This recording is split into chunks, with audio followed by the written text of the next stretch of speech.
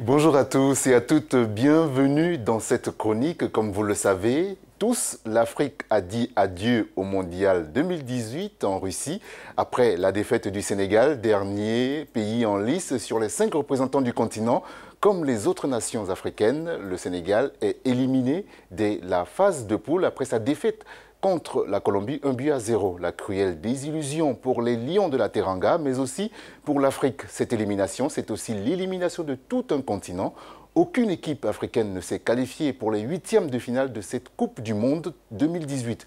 Depuis 1986, il y a toujours eu au moins un représentant du continent qui est parvenu à sortir du premier tour, le Maroc en 1986, le Cameroun en 1990, le Nigeria, souvenez-vous, en 1994 et en 1998, le Sénégal en 2002, le Ghana en 2006, encore le Ghana en 2010, puis l'Algérie et le Nigeria en 2014. La dernière fois que toutes les nations africaines sont restées à quai, c'était il y a 36 ans, au Mondial 1982.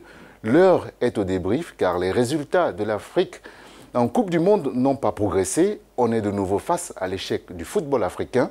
Un constat d'échec, mais aussi de déception. C'est le constat de plusieurs journalistes et analystes sportifs, à l'exemple de Steven Lavon, le rédacteur en chef du premier portail africain de sport, Africa Top Sport. On l'écoute. Il n'y a pas d'autre mot pour pouvoir désigner la prestation des équipes africaines à cette Coupe du Monde-là. Bien évidemment, lorsque vous avez 5 représentants et qu'il n'y a aucun qui se hisse au second tour d'une compétition comme la Coupe du Monde, bien évidemment, il y a un échec, il y a une grande déception, un échec, et il faut en tirer les leçons parce que ça fait plusieurs années, depuis 1982, qu'aucune équipe africaine n'est parvenue à se hisser au second tour d'une Coupe du Monde. Donc forcément, il faut se poser les bonnes questions, essayer de voir pourquoi ça n'a pas marché. Comment se fait-il que sur 5 représentants, il n'y en a aucun qui puisse aller en huitième de finale?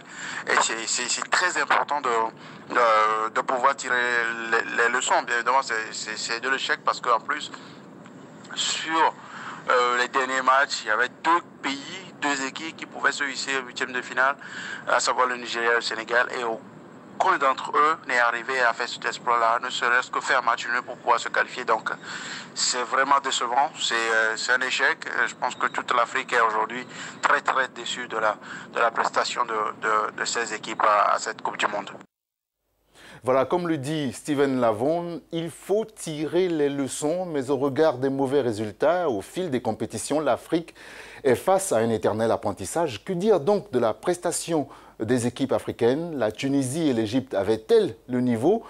Quelles ont été les erreurs du Sénégal, du Maroc et du Nigeria? Débrief de Steven Lavon. On l'écoute à nouveau. Un bilan aussi général des équipes africaines et parler de la régularité des formations africaines au cours du monde.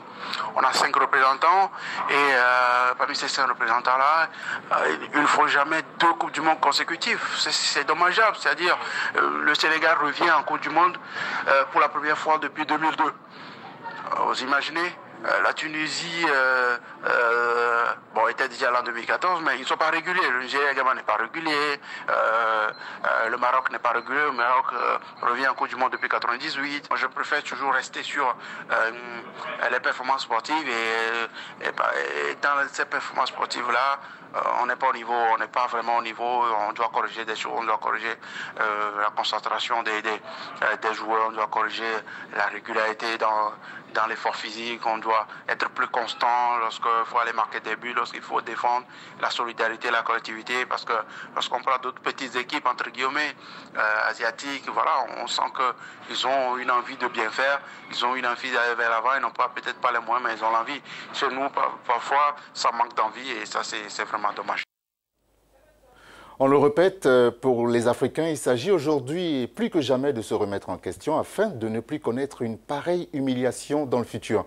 La seule chose qui peut réconforter l'Afrique, c'est que la distribution des places pour le mondial à 48 équipes en 2026 a déjà été faite et les 9 places dont le continent a hérité leur sont assurées malgré cette faillite générale. Voilà, c'est la fin de cette chronique sport. Je vous retrouve la semaine prochaine avec le même plaisir.